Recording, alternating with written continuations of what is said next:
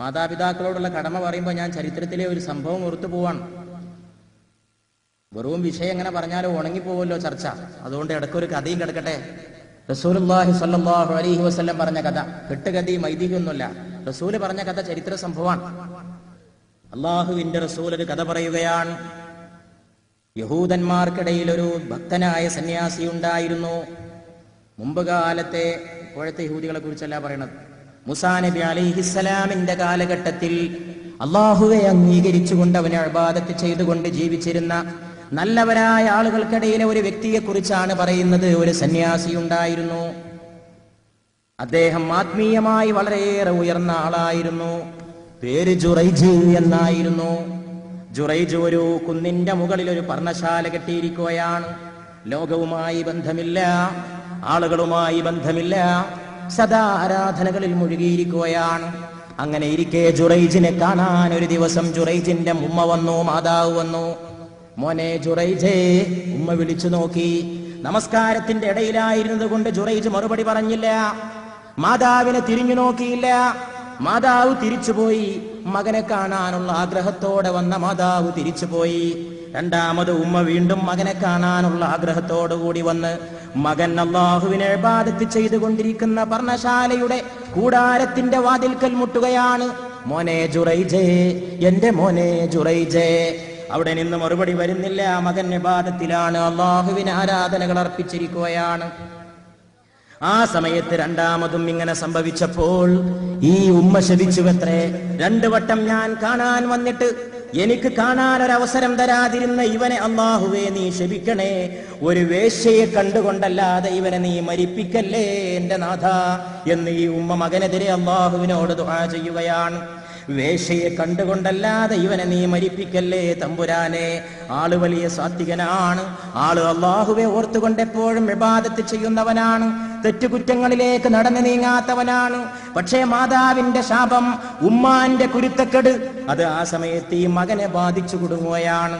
ആരാധനകളിൽ മുഴുകി ജുറൈജ് അങ്ങനെ ദിനങ്ങളും രാത്രികളും ചെലവഴിക്കവേ ഒരു ദിവസം നാട്ടിലെ പ്രമുഖന്മാർ യോഗം ചേർന്നുകൊണ്ടൊരു തീരുമാനമെടുത്തു. ജുറൈജ് ഒരു വലിയ ആളായിരിക്കുകയാണ്. ജുറൈജ് ഇത്ര വലിയ ആളാകാൻ പാടില്ല. ജുറൈജിനെ നമുക്കൊരു പാഠം പഠിപ്പിക്കണം. ജുറൈജ് ഒരു കള്ള സന്യാസിയാണെന്ന് ആളുകൾക്കിടയിൽ പ്രചരിപ്പിക്കണം. ജുറൈജിനെ താഴ്ത്തിക്കെട്ടണം. അതിനുള്ള വഴി എന്താണ്? പ്രമുഖന്മാർ യോഗം ചേർന്ന് ആലോചന നടത്തിക്കൊണ്ടിരിക്കെ അവർക്കിടയിൽ നിന്നൊരാൾ എഴുന്നേറ്റ് നിന്നുകൊണ്ട് പറഞ്ഞു, പോംവഴി നിങ്ങൾ ആലോചിക്കണ്ട, ഞാൻ കണ്ടിട്ടുണ്ട് പോംവഴി. നാട്ടിൽ അറിയപ്പെടുന്ന വേശ്യയുണ്ട്, അതീവ സുന്ദരിയാണവൾ. അവളെ കണ്ടാൽ നോക്കാത്തവനില്ല, അവളേക്കൊന്ന് ചായാൻ ആഗ്രഹിക്കാത്തവനില്ല. അവളെ കൊണ്ട് വേണം ജുറൈജിനെ പാഠം പഠിപ്പിക്കാൻ. ഈ പ്രമുഖന്മാർ ചെന്ന് വേശ്യയായ പെണ്ണിനെ സ്വാധീനിക്കുകയാണ്. നീ ജുറൈജിനെ പ്രാപിക്കണം, നീ ജുറൈജിനെ പ്രേമിക്കണം, നീ ജുറൈജിനെ വശത്താക്കണം, നീ ജുറൈജിനെ സ്വന്തമാക്കണം, നീ ജുറൈജിന്റെ ആളാകണം, ജുറൈജ് നിന്റെ ആളാകണം. നാട്ടുകാർക്കിടയിൽ നീ ജുറൈജിന്റെ ആളായി അറിയപ്പെടണം, ജുറൈജ് നിന്റെ ആളായി അറിയപ്പെടണം. അതിനുള്ള വഴി ഞങ്ങൾ കണ്ടെത്തിയിരിക്കുന്നുവെന്ന് പ്രമുഖന്മാർ യോഗം ചേർന്നറിയിക്കേണ്ട താമസം. കാണാൻ അതീവ സുന്ദരനാണ് ജുറൈജ്. പെണ്ണങ്ങ് മോഹിച്ചു പോയി. വേശ്യയാണ്, ഒരു അഡ്രസ് ഇല്ലാത്തവളാണ്. നാട്ടിൽ അറിയപ്പെടുന്ന ഒരു ആത്മീയവാദിയുടെ അഡ്രസ് കിട്ടുക എന്ന് പറഞ്ഞാൽ ആരാണ് ആഗ്രഹിച്ചു പോകാത്തത്? അതുകൊണ്ട് ഞാൻ അതിന് തയ്യാറാണ്. അവൾ ആ കരാറിൽ ഒപ്പുവെച്ചു. അവൾ അവരുടെ വാക്ക് കേട്ടു. ജുറൈജ് അല്ലാഹുവിനെ ഇബാദത്ത് ചെയ്തുകൊണ്ട് കൂടാരത്തിൽ കഴിയുകയാണ്. ജുറൈജിന്റെ വാതിൽക്കലതാ മേക്കപ്പ് ചെയ്ത് ചമഞ്ഞു കുണുങ്ങി കാർക്കൂന്തൽ ഇളക്കി നിതംബമാട്ടി പുരികത്തിന്റെ ചലനക്കൊടികളുമായി ഒരു പെണ്ണ് പ്രത്യക്ഷപ്പെട്ടിരിക്കുന്നു. അവൾ വന്നുകൊണ്ട് പറയുന്നു, ജുറൈജേ കവാടം തുറക്കുമോ? അല്ലാഹുവിനെ ഇബാദത്ത് ചെയ്തുകൊണ്ട് തെറ്റിലേക്ക് നീങ്ങാത്ത ജുറൈജ് ഒന്ന് നോക്കേണ്ട താമസം. അല്ലാഹുവിനെ ഭയപ്പെടുന്നു ഞാൻ. പെണ്ണെ നീ മാറിപ്പോകണം. പെണ്ണെ നിനക്കിവിടെ സ്ഥാനമില്ല, നിനക്കെന്റെ ഈ കൂടാരത്തിലേക്ക് പ്രവേശനമില്ല. നീ പോകണം, നീ എന്റെ കണ്ണിൽ നിന്ന് മാറണം എന്ന് ജുറൈജ് ആവശ്യപ്പെടുകയാണ്. ആ പെണ്ണങ്ങനെ അകന്നുപോയി. നിവൃത്തിയില്ലാതെ വീണ്ടും വീണ്ടും കെഞ്ചി നോക്കിയ ശേഷം അകന്നുപോയി. ജുറൈജിനോട് അഭ്യർത്ഥന നടത്തി, പലവിധ നാട്യങ്ങൾ നടത്തി നോക്കി, പല പല ജാടകൾ കളിച്ചു നോക്കി. വശത്താക്കാനുള്ള 18 ഒരുപാട് പുരുഷന്മാരെ മയക്കിയെടുത്ത അറിയപ്പെടുന്ന നാട്ടിലെ അറിയപ്പെടുന്ന വേശ്യ ജുറൈജ് എന്ന ഈ ആത്മീയ വ്യക്തിയെ തളർത്തിയിടാൻ, കീഴ്പ്പെടുത്താൻ, സ്വാധീനിക്കാൻ ശ്രമിച്ചിട്ട് അവസാനവും കഴിയാതെ പോയപ്പോൾ അവൾ ഒരു ശപഥം ചെയ്തു, അങ്ങനെ നീ എനിക്ക് വശത്താവുകയില്ലെങ്കിൽ ഞാനൊരടവ് കണ്ടിട്ടുണ്ട്, നിന്നെ ഞാൻ വീഴ്ത്തും, നിന്നെ ഞാൻ പേരുദോഷത്തിനിട വരുത്തും, നിന്നെ ഞാൻ നാലാൾക്കിടയിൽ കുറ്റവാളിയാക്കും. ജുറൈജിന്റെ വീട്ടിന്റെ അടുത്തൊരു ഭൃത്യനായ ഇടയൻ ജീവിച്ചിരുന്നു.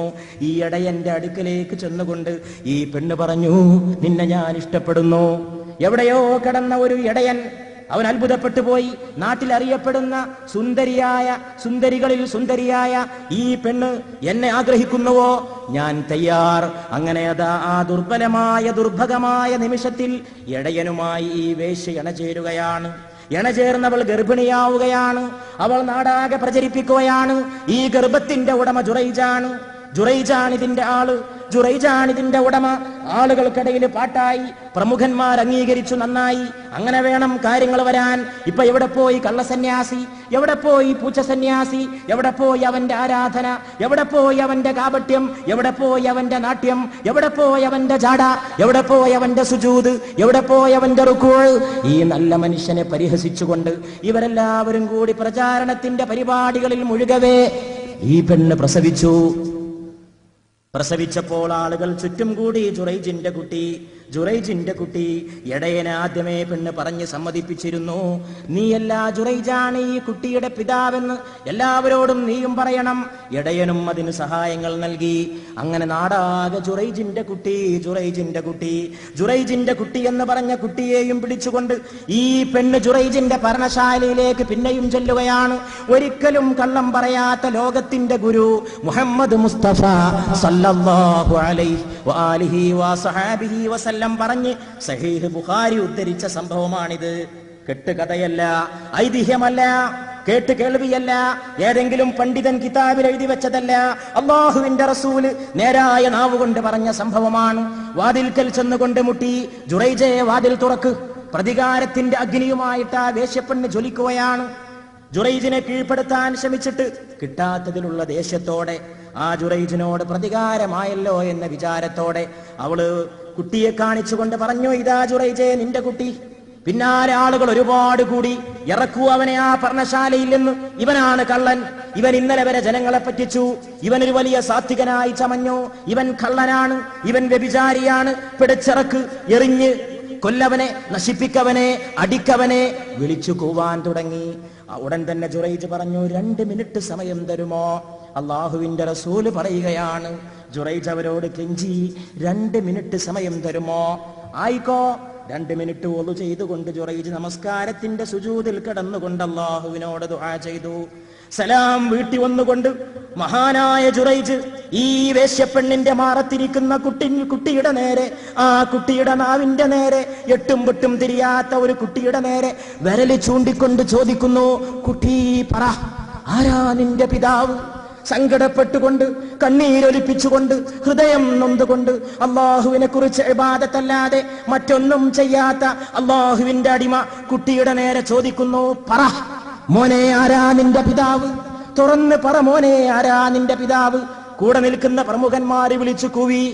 ഒരു പാവപ്പെട്ട പൈതൽ, മാതാവിന്റെ അമ്മിഞ്ഞപ്പാല് കുടിക്കുന്ന പ്രായത്തിൽ കുട്ടി എങ്ങനെ വർത്തമാനം പറയാൻ? ആ കുട്ടിയോടാണോ ഈ വിഡ്ഢി ചോദ്യം ചോദിക്കുന്നത്? ഇവന് തലക്ക് വട്ടാണ്, ഇവന് സംസാരിക്കാൻ ഈ കുട്ടിക്ക് ഇനി എത്ര കൊല്ലം കഴിയണം? അതിനിടയിൽ ഇവന്റെ ചോദ്യത്തിന് ആരുത്തരം നൽകാൻ? കുട്ടി പിന്നെയും കുട്ടിയോട് പതുങ്ങിയ സ്വരത്തിൽ ജുറൈദ് ചോദിച്ചു, മോനെ പറ, ആരാ മോനെ നിന്റെ പിതാവ്? ആരാണ് മോനെ നിന്റെ പിതാവ്? അത്ഭുതകരമായ രീതിയിൽ അല്ലാഹുവിന്റെ റസൂല് പറയുകയാണ്. സംസാരത്തിന്റെ പ്രായത്തിലെത്താത്ത കുട്ടി വിളിച്ചു പറഞ്ഞു, എന്റെ പിതാവ് നിങ്ങളല്ല ഇടയനാണ്, എന്റെ പിതാവ് നിങ്ങളല്ല ഇടയനാണ്, ആ ഭൃത്യൻ ചെക്കനാണ്. ഉടൻ തന്നെ ആളുകളെല്ലാവരും വന്ന് ജുറൈജിന്റെ കാല് പിടിച്ച് മാപ്പ് ചോദിച്ചുകൊണ്ട് പറയുകയാണ്. കൗമ അതാണല്ലോ, കൗമ 2 മിനിറ്റ് കൊണ്ട് അങ്ങനെയും ചെയ്യും, 2 മിനിറ്റ് കൊണ്ട് ഇങ്ങനെയും ചെയ്യും. മാപ്പ് ചോദിച്ചുകൊണ്ട് പറയുകയാണ്, ജുറൈജെ മാപ്പാക്കണേ, ജുറൈജെ നിങ്ങൾ ഇത്ര വലിയ ആളാണെന്ന് ഞങ്ങൾ കരുതിയില്ല, ജുറൈജെ നിങ്ങൾ ഞങ്ങളോട് ക്ഷമിക്കണേ, ജുറൈജെ നിങ്ങളാണെന്ന് ഞങ്ങൾ കരുതിപ്പോയതാണ് ജുറൈജെ. അതുകൊണ്ട് ജുറൈജിന്റെ കൂടാരം പൊളിച്ച് തകർത്തിട്ടുണ്ടായിരുന്നു അവർ ബഹളത്തിനിടയിൽ. സ്വർണത്തിന്റെ ഒരു കൂടാരം നിങ്ങൾക്ക് ഞങ്ങൾ കെട്ടിത്തരാം എന്ന് പറഞ്ഞപ്പോൾ ജുറൈജ് പുഞ്ചിരിച്ചുകൊണ്ട് പറഞ്ഞു, സ്വർണവും വെള്ളിയും ഒന്നും വേണ്ട, പണ്ടുണ്ടായിരുന്ന പോലെ ഓലമേഞ്ഞ ആ പഴയ കുടീരം തന്നെ ഒന്ന് കെട്ടിത്തന്നാ മതി. അങ്ങനെ നാട്ടുകാർ കൂടാരം കെട്ടി ജുറൈജിനെ അവിടെ തന്നെ കുടിയിരുത്തിയെന്ന് മുഹമ്മദ് മുസ്തഫ സല്ലല്ലാഹു അലൈഹി വആലിഹി വസഹബിഹി വസല്ലം. റസൂൽ എന്തിനാ ഈ കഥ നമുക്ക് പറഞ്ഞത്? നമ്മളെ കഥ പറഞ്ഞ് രസിപ്പിക്കാനോ? വെറുതെ കഥ പറഞ്ഞ് രസിപ്പിക്കണ പണി അള്ളാഹുവിന്റെ റസൂലിനില്ല. ഒരു കഥ പറഞ്ഞു തന്നിട്ടുണ്ടെങ്കിൽ അതിൽ 100 പാഠം ഉണ്ടാവും. ഇതിൽ നിന്ന് ഒരുപാട് പാഠമുണ്ട്. ഒരു പാഠം ഞാൻ ഇവിടെ പറഞ്ഞത്, ഉമ്മാന്റെ കുരുത്തക്കെട്. വലിയ ആബിദായ മനുഷ്യനാണെങ്കിലും ഉമ്മാന്റെ ശാപം വലിച്ചുപോയി. വേശ്യയെ കാണാതെ ഇവനെ നീ മരിപ്പിക്കരുതേ എന്നാ ഉമ്മ ദ്വാരന്നിട്ട് അങ്ങോട്ട് ഇറങ്ങിയത്. അത് ഫലിച്ചു. ആള് വലിയ ആബിദായിരുന്നു. പക്ഷെ ഉമ്മ വന്നപ്പോ തിരിഞ്ഞു നോക്കിയില്ല, ഇബാദത്ത് ചെയ്യായിരുന്നു. ഇബാദത്തിനടക്കം അള്ളാഹുവിനോടുള്ള കടമ പാലിക്കണം, മാതാപിതാക്കളോടുള്ള കടമയും പാലിക്കണം. രണ്ടാമത്തെ കാര്യം എന്താണ്? സംഗതി കുരുത്തക്കേടിന് അങ്ങനെ സംഭവിച്ചെങ്കിലും ജുറൈജിനെ പിടിക്കാൻ നാട്ടുകാർക്ക് കഴിഞ്ഞില്ല. അതാണ് രണ്ടാമത്തെ പാഠം. ഉമ്മാന്റെ കുരുത്തക്കേട് കൊണ്ട് ജുറൈജിനൊരു പരീക്ഷണം ഉണ്ടായെങ്കിലും ജുറൈജിനെ പിടികൂടാൻ ശത്രുക്കളായ നാട്ടുപ്രമാണിമാർക്ക് സാധിച്ചില്ല. എന്താ കാരണം? ജുറൈജ് സത്യസന്ധനായിരുന്നു. ജുറൈജ് അള്ളാഹുവിനെ ഭയപ്പെട്ടിരുന്നു. ജുറൈജ് മുത്തഖിയായിരുന്നു. ജുറൈജ് നല്ല മനുഷ്യനായിരുന്നു. അതുകൊണ്ട് മിണ്ടാൻ കഴിയാത്ത കുട്ടിയെ കൊണ്ട് അള്ളാഹു സംസാരിപ്പിച്ചു. ജുറൈജിന്റെ സത്യസന്ധത അള്ളാഹു തെളിയിപ്പിച്ചു. അത് രണ്ടാമത്തെ പാഠം. മൂന്നാമത്തെ പാഠം, അള്ളാഹു കൂടെയുണ്ടെങ്കിൽ ഒന്നിനെയും ഭയപ്പെടേണ്ട കാര്യമില്ല എന്ന പാഠം. അങ്ങനെ ഒരുപാട് പാഠങ്ങൾ അള്ളാഹുവിന്റെ റസൂല് ഈ സംഭവത്തിലൂടെ നമ്മളെ പഠിപ്പിച്ചിരിക്കുകയാണ്. അതുകൊണ്ട് മാതാപിതാക്കളോടുള്ള കടമ ശരിക്കും നാം പാലിക്കണം.